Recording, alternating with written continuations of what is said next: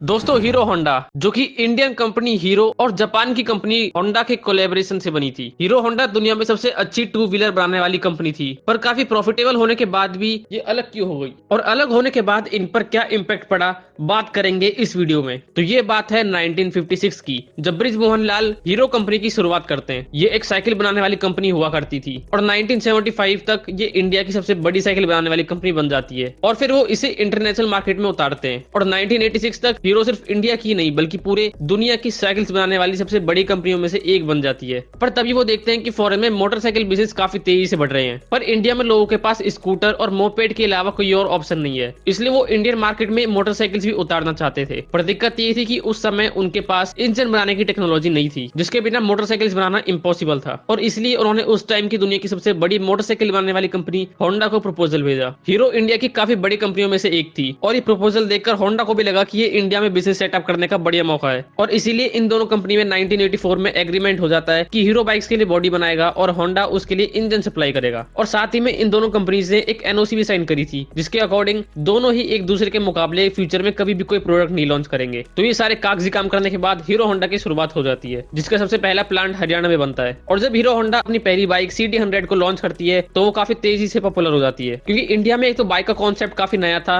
और दूसरा इस बाइक की माइलेज काफी बढ़िया थी। और सिर्फ इतना ही नहीं बल्कि उन्होंने इस बाइक का प्राइस भी उस टाइम के हिसाब से काफी अफोर्डेबल रखा था और इसकी मार्केटिंग भी काफी अच्छी तरीके से की गई थी। और इसके बाद इस कंपनी के द्वारा लॉन्च की गई स्प्लेंडर और पैशन जैसी बाइक्स और भी पॉपुलर हो जाती हैं। कुछ ही टाइम बाद हीरो होंडा के कुछ कॉम्पिटिटर्स इंडिया में आ जाते हैं, जैसे कि बजाज, सुजुकी, यामाहा और टीवीएस। बट ये सारे मोस्टली शहरी इलाकों में रहने वाले वेल्दी कस्टमर्स पे ही फोकस करते थे और हीरो होंडा की बात करें तो इनका फोकस मेनली इंडिया के मिडिल और लोअर मिडिल क्लास जैसे लोगों पर था, इसीलिए वो इतने अफोर्डेबल बाइक्स लॉन्च कर रहे थे। दोस्तों वैसे तो इस कंपनी के साथ सब कुछ ठीक चल रहा था, ये कंपनी काफी अच्छा प्रॉफिट भी कर रही थी और इंडिया में काफी पॉपुलर भी हो रही थी। बाहर से देखने में तो सब सही लग रहा था, इस कंपनी का प्रॉफिट 10 मिलियन को भी क्रॉस कर गया था, जो कि उस टाइम के हिसाब से काफी ज्यादा है। बट अंदर की सिचुएशन काफी पहले से खराब होने लगी थी। असल में कंपनी के मैनेजमेंट में शुरू से ही काफी तरह की प्रॉब्लम चल रही थी, जैसे कि होंडा तो अपनी बाइक्स रसिया और अमेरिका जैसे देशों में सेल कर रहा था, लेकिन हीरो होंडा को फॉरेन में अपनी बाइक सेल करने की परमिशन नहीं थी। हीरो होंडा को इंडिया में खूब पसंद किया जा रहा था और इसीलिए वो इसे इंटरनेशनल मार्केट में उतारना चाहते थे, क्योंकि जहां एक तरफ Hero as a cycle manufacturer दुनिया की सबसे बड़ी कंपनी थी, वहीं दूसरी तरफ इनके बाइक्स को इंडिया के बाहर बेचने की परमिशन होंडा नहीं दे रहा था। अब एक तरफ तो होंडा काफी तेजी से ग्रो कर रहा था और वहीं हीरो होंडा बस इंडिया तक ही सीमित था। इन सब की वजह से इनके आपसी रिश्ते खराब होने लगे। हीरो कंपनी समझ गई कि अब उसे अगर इंटरनेशनल मार्केट में उतरना है तो इन्हें होंडा से अलग होना पड़ेगा। पर दिक्कत यही थी कि according to agreement Honda engine बनाता था